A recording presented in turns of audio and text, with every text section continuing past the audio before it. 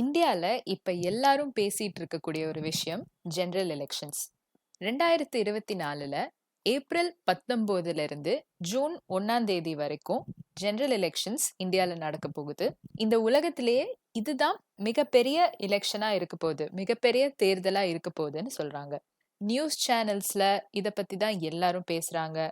அரசியல் கட்சிகள்லாம் தீவிரமா பிரச்சாரம் செஞ்சுட்டு இருக்காங்க. பட் என்ன நடக்குது? என்ன எலெக்ஷன்ஸ் இது? யாரு யாருக்கு வாக்களிக்கிறாங்க? எதுக்கு வோட் பண்றாங்க? இந்த மாதிரி சில கேள்விகளுக்கான பதில் தான் நம்ம இந்த வீடியோல புரிஞ்சுக்க ட்ரை பண்ணுவோம். அதுக்கு முன்னாடி இந்த அரசாங்கத்தோட கட்டமைப்பு என்னன்றத பத்தி நம்ம புரிஞ்சுக்கலாம். ஜெனரல் எலெக்ஷன்ஸ்னு இப்ப நான் சொன்னதுக்கு இன்னொரு பேர் இருக்கு. அது என்னன்னா லோக்சபா எலெக்ஷன்ஸ். அதாவது மக்களவை தேர்தல். இந்த மக்களவைனா என்ன அப்படின்றத நம்ம தெரிஞ்சுக்கணும். லோக்சபானா என்ன? நம்ம இந்திய அரசாங்கம் ஒரு பாராளுமன்ற கட்டமைப்பு கொண்டது. அதாவது பார்லிமெண்டரி ஸ்ட்ரக்சர் அப்படின்னு சொல்லுவாங்க. இந்த பார்லிமெண்ட்க்கு ஒரு தலைவர், அது நம்ம ஜனாதிபதி, நம்ம பிரசிடென்ட்.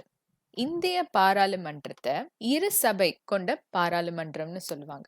அதுக்கு என்ன அர்த்தம்னா, இந்த பார்லிமெண்ட்ல 2 ஹவுசஸ், அதாவது 2 சபை இருக்கும். ஒன்னு லோக்சபா, அதாவது மக்களவை, இன்னொன்னு ராஜ்யசபா, மாநிலங்களவை. மக்களவைன்றது கேள்விப்பட்ட பேரா இருக்கும். ஏன்னா இப்ப மக்களவை தேர்தல் தான் நடக்க போகுது. லோக்சபானா என்ன, ராஜ்யசபானா என்னன்னு தெரிஞ்சுக்கிறதுக்கு நம்ம இன்னும் கொஞ்ச நேரத்துல வருவோம். இப்போதைக்கு நம்ம என்ன புரிஞ்சுக்கலாம்னா, இந்த சபையில இருக்கக்கூடியவங்க நம்ம சார்பா நம்ம தேர்ந்தெடுத்து அரசாங்கத்துல இருக்கக்கூடிய சிலர். நம்ம அரசாங்கத்துக்கு இன்னும் ஒரு லேயர், இன்னும் ஒரு லெவல் இருக்கு. இது எல்லாமே மத்திய அரசாங்கம், சென்ட்ரல் கவர்மெண்ட்னு சொல்லுவாங்க. அந்த இன்னொரு லெவல் என்னன்னா மாநில அரசாங்கம், அதாவது ஸ்டேட் கவர்மெண்ட்ஸ். இந்தியால 28 மாநிலங்கள் இருக்கு. ஒவ்வொரு மாநிலத்துக்கும் அந்தந்த மாநில அரசு இருக்கும். அந்த ஒவ்வொரு அரசுக்கும் ஒவ்வொரு சட்டசபை இருக்கும். ஒரு உதாரணத்துக்கு இங்க 4 காமிச்சிருக்கோம். ஆனா 28 மாநிலத்துக்கும் ஒவ்வொரு சட்டசபை இருக்கும். இந்த மாநில அரசெல்லாம் பெரும்பாலும் ஒரு சபை தான் இருக்கும். பார்லிமெண்ட்ல நம்ம பார்த்த மாதிரி இரு சபை இருக்காது, ஒரு சபை தான் இருக்கும். 28 மாநிலங்கள்ல வெறும் 6 மாநிலத்துல மட்டும் இரு சபை இருக்கும். அதாவது மாநில அரசாங்கத்திலேயே 2 சபை வச்சிருப்பாங்க. மற்ற மாநிலங்கள்ல எல்லாம் ஒரே ஒரு சபை தான். ஒவ்வொரு மாநிலத்துக்கும் ஒரு தலைவர் இருப்பாங்க. அதுதான் ஆளுநர், அதாவது கவர்னர். மத்திய அரசுல சொன்ன மாதிரியே மாநிலத்திலையும் இந்த சபைகள்ல இருக்கக்கூடிய உறுப்பினர்கள் எல்லாம் நம்ம சார்பா அரசாங்கத்துல இருக்கக்கூடிய சில நபர்கள். சோ இதுவரைக்கும் நம்ம பேசினதுலயே உங்களுக்கு தெரிஞ்சிருக்கும், இந்த சபைகள்ல இருக்கக்கூடிய உறுப்பினர்கள் மிக மிக முக்கியமான பதவியில இருக்காங்க. மிக மிக பவர்ஃபுல்லான பதவியில இருக்காங்க. அப்ப இவங்களை தேர்ந்தெடுக்கிறது குடிமக்களான நமக்கு மிகப்பெரிய பொறுப்பு. அப்ப யாரு உறுப்பினரா தேர்ந்தெடுக்கப்படுறாங்க? தேர்ந்தெடுக்கிறதே ஒரு மிகப்பெரிய பொறுப்பா அமையுது. சோ இப்ப யாரு இவங்களை தேர்ந்தெடுக்கிறா, எப்படி தேர்ந்தெடுக்கிறாங்க அப்படின்றத பத்தி நம்ம அடுத்தது பார்ப்போம். மாநிலத்தில இருந்து ஆரம்பிப்போம். மாநிலத்துல ஒரு சபை இருக்கக்கூடிய ஒரு மாநிலத்தை உதாரணமா வச்சு ஆரம்பிப்போம். என்ன பண்ணுவாங்கன்னா, இந்த சபைக்கான உறுப்பினர்களை அந்த மாநிலத்துல உள்ள குடிமக்களே தான் தேர்ந்தெடுப்பாங்க, ஒரு தேர்தல் வழியா. அந்த தேர்தல்ல 18 வயசுக்கு மேல இருக்கிற எல்லாரும் வோட் பண்ணலாம். ஒவ்வொரு மாநிலத்துக்கும் தனித்தனியா தான் எலெக்ஷன்ஸ் நடக்கும்.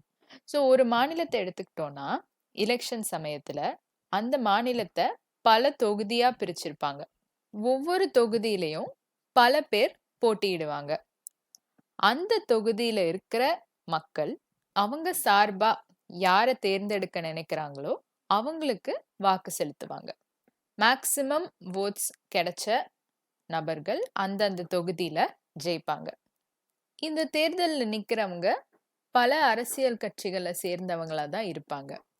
எந்த ஒரு கட்சி அதிகபட்ச தொகுதிகள்ல வெற்றி பெற்றிருக்கோ அந்த கட்சி தான் இந்த மாநிலத்தோட ஆளும் கட்சியா தேர்ந்தெடுக்கப்படுது. அந்த கட்சியில இருந்து ஒரு தலைவரோ இல்ல தலைவியோ தேர்ந்தெடுத்து அந்த மாநிலத்துக்கான முதலமைச்சரா தேர்வு செய்வாங்க. எலெக்ஷன்ல ஜெயிச்ச மத்த உறுப்பினர்கள் எல்லாம் எம்எல்ஏன்னு சொல்லுவாங்க, சட்டமன்ற உறுப்பினர், member of the legislative assembly. மாநில அளவில் இதுதான் நடக்குது.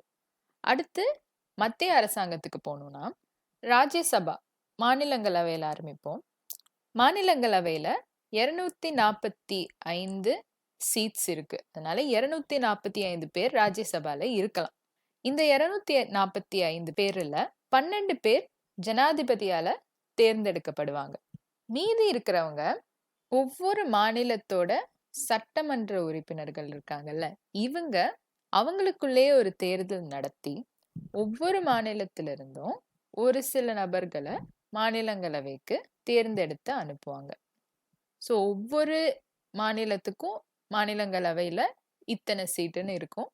இவங்களுக்குள்ளேயே அவங்க ஓட் பண்ணி தேர்தல் நடக்கும், ஓட் பண்ணி அனுப்புவாங்க. இந்த தேர்தல், இந்த மாநிலங்களவை தேர்தலில் பொதுமக்கள் ஓட் பண்ண மாட்டாங்க. அந்த சபையில இருக்கக்கூடியவங்களே தான் ஓட் பண்ணுவாங்க. அடுத்து லோக்சபா, மக்களவை. மக்களவையில 543 சீட் இருக்கு.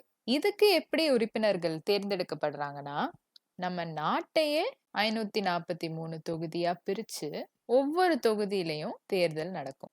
மாநில அளவுல நடக்கிற மாதிரியே பல கட்சிகள்ல இருந்து பல பேர் ஒவ்வொரு தொகுதியிலையும் போட்டியிடுவாங்க. தேர்தல்ல ஓட் பண்ணக்கூடியவங்க எல்லாரும் தான். இந்த நாட்டுல இருக்க எல்லா குடிமக்கள், 18 இயர்ஸ், 18 வயசுக்கு மேல இருக்கிற எல்லா குடிமக்களும் ஓட் பண்ணலாம். எல்லாரும் ஓட் பண்ணி யாருக்கு அதிகபட்ச வாக்கு கிடைக்குதோ அவங்க அந்த தொகுதியில வெற்றி பெறுவாங்க. எந்த கட்சி அதிகபட்ச தொகுதிகள்ல வெற்றி பெறுதோ அந்த கட்சியை தான் அந்த நாட்டின் ஆளும் கட்சியா தேர்ந்தெடுக்கப்படுது. நாட்டை பல தொகுதிகளா பிரிக்கிறாங்கன்னு சொன்னேன்ல, இந்த தொகுதிகள் எல்லா மாநிலத்திலையும் பரவிதான் இருக்கும்.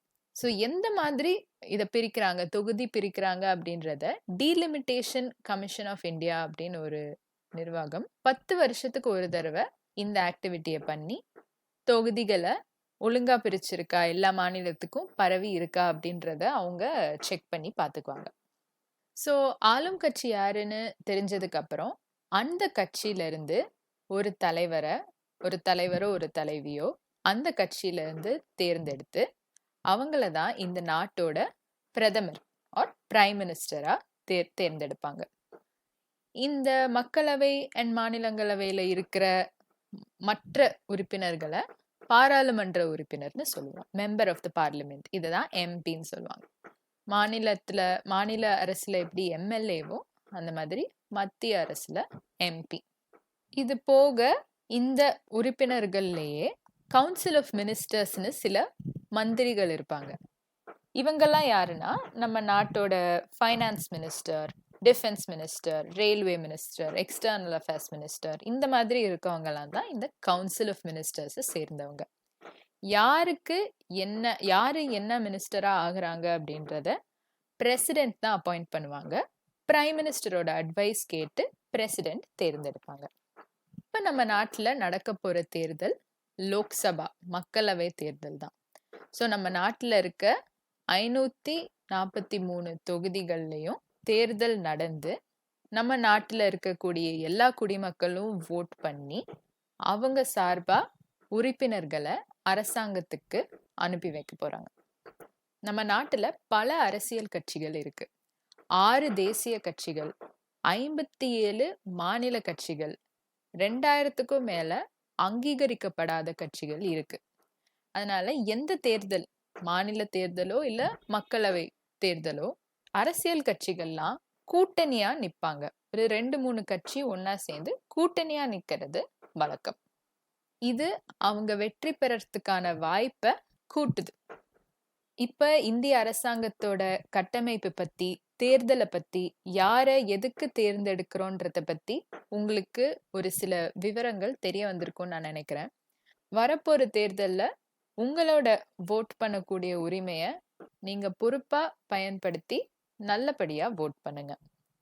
இப்ப லோக்சபா எலெக்ஷன்ஸ் பத்தி சில முக்கியமான தகவல்களை நம்ம பார்ப்போம்.